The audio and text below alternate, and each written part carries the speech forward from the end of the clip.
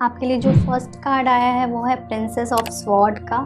ये कार्ड कहीं ना कहीं ये बता रहा है कि हो सकता है कि मंथ में आप बहुत ही लॉजिकल डिसीजंस लें। आप रिलेशनशिप में बहुत सफ़र कर रहे हो ऐसा लग रहा है, और हो सकता है आप कुछ ऐसे डिसीज़न लोगे जो आपको समझ में नहीं आएगा कि ये क्यों ले रही हूँ, बट हो सकता है सबकॉन्शियसली आपका दिल और दिमाग अब एक कंक्लूज़न चाहता है, कुछ चाहता है कि करेक्ट हो।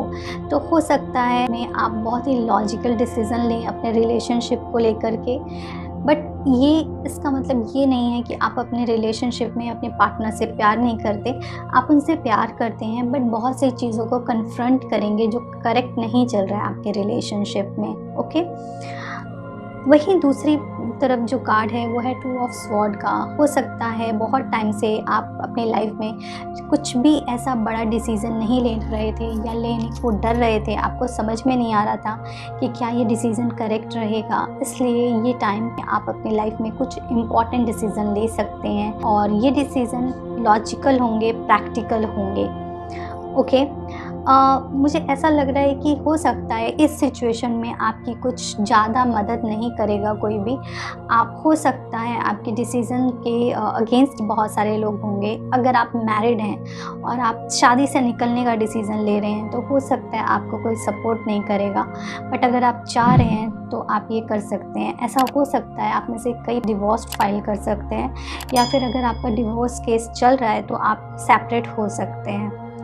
अगर आप रिलेशनशिप में हैं तो मुझे ऐसा लग रहा है आप में से बहुत सारे लोग अपनी ट्रू फीलिंग्स को हाइड करेंगे, अपने दिल की बात को नहीं बताना चाहेंगे अपने पार्टनर से, और अपने इमोशंस को शायद या तो आपको बताने का दिल नहीं करेगा, या फिर आप अभी चाहते हो कि कुछ चीज़ें सीक्रेट रहें आपकी सामने वाले के लिए। मुझे ऐसा लगता है कुछ एनर्जीज़ हैं जो बहुत स्लो जाएंगी, एंड एक जो एनर्जी है ना चेंज की और सेल्फ डिपेंडेंट होने की, ये एनर्जी मुझे लग रही है आपके लिए।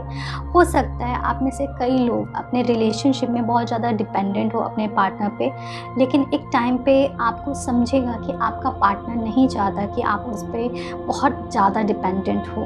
तो ये टाइम हो सकता है आप में से बहुत से लोग डिपेंडेंसी में डिपेंडेंट ना रहो अपने पार्टनर पे, और सारे डिसीज़न सारी चीज़ें खुद से करो अपनी लाइफ की। ओके, तो मुझे ऐसा भी लग रहा है कि आपको थोड़ा सा अलर्ट रहना चाहिए। हो सकता है आपको कुछ ना कुछ टेंशन, हेल्थ इश्यूज़ या फिर आपको मेंटल इश्यूज़ हो सकते। सो मेक श्योर आप अपने को ऐसे पर्सन्स के आसपास रखें, ऐसे फैमिली मेम्बर के आसपास रखें कि अगर कुछ भी इशू होता है तो they take care of you. Okay, so ये बात है। मुझे ऐसा लगता है कुछ ऐसे डिसीज़न लेंगे जो आपको लॉन्ग रन में बहुत बेनिफिशियल रहेंगे। हो सकता है लोग आपको स्टार्टिंग में कुछ क्रिटिसाइज़ करें, लेकिन बाद में लोग आपकी रिस्पेक्ट करेंगे। ये रिलेशनशिप को लेकर के भी, अगर आप इस रिलेशनशिप में अगर कुछ प्रैक्टिकल डिसीज़न ले रहे हो आज, जो हो सकता है आपके पार्टनर आज अप्रिशिएट ना करें, but may be after some time he will appreciate और she will appreciate your effort. Okay, आपको थोड़ा सा अपने नज़रिए को चेंज करने की ज़रूरत है। अगर आप किसी पर्सन पे ट्रस्ट करते हो तो ट्रस्ट करो, बट कहीं ना कहीं आपको एक थिक लाइन रखनी बहुत ज़रूरी है। तो इस चीज़ पे आप काम करिए, चीज़ों को थोड़ा अलग नज़रिए से देखने की कोशिश करिएगा आप। बहुत सारी चीज़ें चेंज होंगी जो आपके बेटरमेंट के लिए होंगी। आपको कुछ नए तरीके के नज़रिए मिलेंगे देखने को चीज़ों को। एक चीज़ और बोलती हूँ, अगर आप किसी भी तरीके की एडिक्शन में हैं या आपके पार्टनर किसी भी तरीके की एडिक्शन में हैं, तो आपको सीरियस नोट पे काम करना पड़ेगा। Addiction could be anything like alcohol, phone addiction और any addiction. I hope you understand. Any addiction अगर आपके रिलेशनशिप में हमेशा प्रॉब्लम क्रिएट करेगा, तो इस चीज़ पे आपको काम करने की ज़रूरत है। एंड जो भी अननेसेसरी बर्डन है आपकी लाइफ का, उसको आपको निकालने की बहुत ज़रूरत है, क्योंकि अगर आप नहीं उसको लाइट करोगे अपने बर्डन्स को अपनी लाइफ से, अपने रिलेशनशिप से, तो ये रिलेशनशिप को बहुत ही प्रॉब्लम क्रिएट करेगा। जो एंजल मैसेज हैं आपके लिए, फर्स्ट कार्ड है वो है वेजिटेरियन, वेगन का।